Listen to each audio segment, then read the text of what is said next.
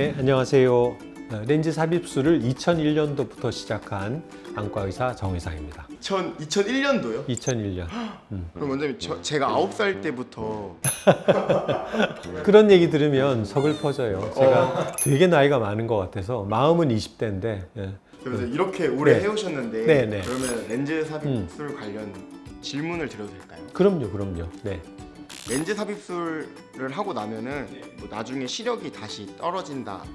다 그런 건 아니죠. 이건 뭐 렌즈 삽입술뿐만이 아니라 모든 종류의 시력 교정 수술은 수술 초기에 이제 시력이 완성도가 높게 만들어졌다가 결국에는 나중에는 약간 다시 나빠지는 분들이 일부 계세요. 평균적으로 보면 대개 10명 중에 1명은 조금은 나빠질 수 있다. 그 중에 이제 수술 방법이 굉장히 중요한 인자 중에 하나예요.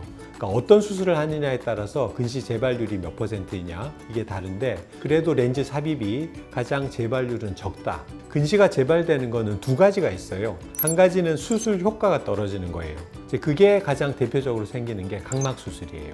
각막 수술은 각막의 모양을 변형시켜서 근시를 교정하는 방법인데 모양을 변형시키면 그게 그대로 모양 유지가 되지 않고 약간 예전 상태로 복원되려고 하는 그런 몸속의 그런 노력이 이루어지게 돼요.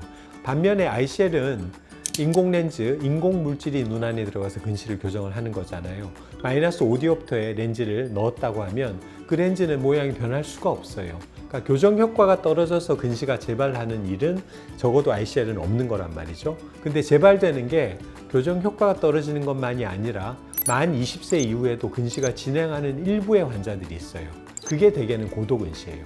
러프하게는 대개 1디옵터당 1% 정도의 재발률이라고 저희가 대개는 설명을 드려요. 수술 방법에 따른 차이가 있고 근시가 얼마나 심하냐의 차이에 따라서 고도근시가 될수록 재발 가능성은 조금 더 높고 객관적으로 비교를 해보면 동일한 도수대에서 ICL과 예를 들면 각막 수술, 라생이나 스마일을 비교해보면 재발률은 ICL이 좀 더 적다.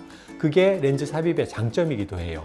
렌즈 삽입술을 하면은 네네. 백내장, 녹내장이 생길 확률이 올라간다. 원래 사람의 수정체와 ICL 렌즈의 간격이 굉장히 좁거든요. 한 0.5mm 밖에 안 돼요. 생체 렌즈의 어떤 영양분 공급이나 아니면 외상 같은 걸로 인해서 백내장이 생길 수 있을 것이다라고 2001년도에 저희가 처음 수술할 때도 예상을 했었어요. 근데 이제 지금 제가 수술을 20년 동안 해오고 보니까 이런 20대나 30대는 백내장이 생기는 일들이 거의 없어요. 나이가 40이 되고 50이 되니까 일부 환자들에서 백내장이 생기더라. 그런데 백내장은 크게 걱정을 안 해도 되는 게 설사 백내장이 온다고 해도 저희가 수술을 통해서 안경을 쓰지 않고 볼 수 있도록 수술을 해드릴 수 있기 때문에 그 결과에 대해서는 너무 걱정하지 않아도 된다. 이렇게 안심을 시켜드려요. 두 번째, 녹내장은 초기에 안압이 급격하게 상승해서 문제가 생기는 급성 녹내장과 만성 녹내장이 있는데 일반적으로 환자분들이 알고 있는 만성 녹내장의 가능성은 거의 없다고 보셔도 돼요. 수술할 때 우리가 점탄 물질이라는 걸 써요. 근데 그 점탄 물질이 눈 속에 좀 남은 채로 수술을 종료하게 되면 수술 하루 이틀 사이 급격한 안압 상승이 일어날 수 있어요. 그래서 지금은 수술한 의사들이 그런 것들을 제거를 좀 더 철저하게 완벽하게 하고 있고 수술 당일날 1시간이나 2시간 지난 이후에 안압 체크도 하고 귀가를 시키고 근데 이제 두 번째 경우가 또 하나가 있는데 사이즈가 너무 큰 게 눈 안에 들어가게 되면 홍채가 앞쪽으로 밀려 나오는 현상이 생겨요. 앵글의 크라우딩이라고 표현하는데 원래 ICL 렌즈가 들어가면 홍채의 위치가 약간은 앞쪽으로 이동을 하게 됩니다. 사이징이 크게 됐을 경우에는 우각이 막힐 수가 있어요. 그러면 안압이 급격하게 상승이 되거든요. 지금은 다행스럽게도 아쿠아 ICL이라 그래서 ICL 자체에 아쿠아 홀이 생기고 난 이후에는 급성 혀부각 녹내장의 발생 가능성은 거의 사라졌다고 볼 수 있어요. 그래서 녹내장은 수술 경험이 충분한 저 같은 의사한테 수술을 받으신다면 녹내장에 대한 걱정은 이제는 거두셔도 된다. 이렇게 자신 있게 말씀을 드릴 수 있을 것 같아요. 그러면 렌즈 삽입 수술 후 네. 내피 세포가 감소해서 네, 실명할 수도 있나요? 그런 환자분들이 일부 있었어요. 근데 렌즈 삽입 수술이라고 해서 똑같은 렌즈 삽입이 아니거든요. 초창기 2001년도에 제가 처음 시작할 때 거의 ICL과 동시에 들어왔던 두 가지의 렌즈가 있었어요. 파킥6하고 알티산 렌즈라는 게 있었는데 이것들은 후방 렌즈가 아니라 전방 렌즈예요. 그래서 간혹 그 고정한 렌즈가 약간 풀려가지고 좀 덜렁거리거나 아니면 환자분이 눈을 직접 많이 비벼서 실제로 각막 내피세포와 접촉이 일어날 때는 내피세포에 심각한 손실이 일어날 수 있거든요. 그 각막 내피세포의 손상은 상당히 심각한 그런 부작용이기 때문에 후방 렌즈를 이용하는 이유가 각막 내피세포에 대한 손상의 우려를 최소화시키기 위해서 그렇습니다. 그럼에도 불구하고 ICL도 100% 그런 현상이 없다고 볼 수는 없어요.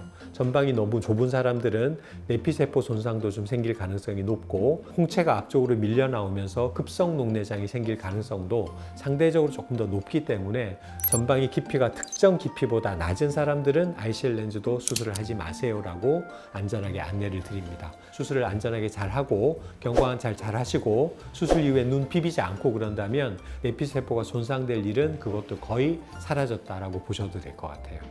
렌즈가 눈 안에 있잖아요. 네네네. 이게 마음대로 움직이거나 돌 그것도 ICL 렌즈의 괴담 중에 하나인데요. 절대로 그렇게 마음대로 돌지를 못해요. 그 사이즈를 그렇게 대충 해가지고 넣는 게 아니라 각막의 크기라든지 전방의 깊이라든지 이런 것들을 고려해서 우리가 썰커스라는 곳에 들어가거든요. ICL 렌즈가 4개의 다리가 있어요.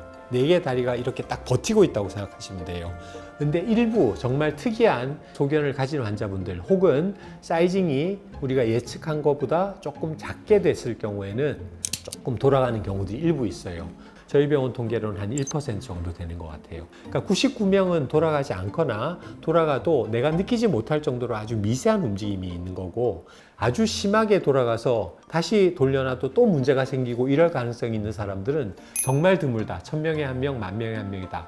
이렇게 설명을 드리면 그때서야 환자분들이 마음을 좀 놓으세요. 아까 제가 2001년부터 수술한 의사라고 설명드렸는데 정말 산전수전 다 겪었고 렌즈가 좀 더 디자인이 좋아지고 재질도 좀 더 향상되고 그래서 이제는 사실 환자분들께서 지금 걱정하는 백내장, 녹내장, 수정체 회전, 각막 내피세포의 손상 이런 부분들이 거의 걱정을 안 해도 될 정도로 안전한 단계에 올라왔거든요. 그래서 ICL 렌즈 수술이 그렇게 위험한 수술이다라고 생각하시고 계시다면 그건 잘못 알고 계신 거다. 지금 충분히 안전하고 스마일만큼 효과적인 그런 수술이 됐기 때문에 스마일을 하기에 조금 어려움이 있는 여러 가지 원인이 있는 이유가 있는 그런 분들이라면 충분히 안전하게 ICL을 이용해서 좋은 시력을 만들어 드릴 수 있다. 이렇게 제가 자신 있게 말씀을 드리겠습니다. 네, 감사합니다.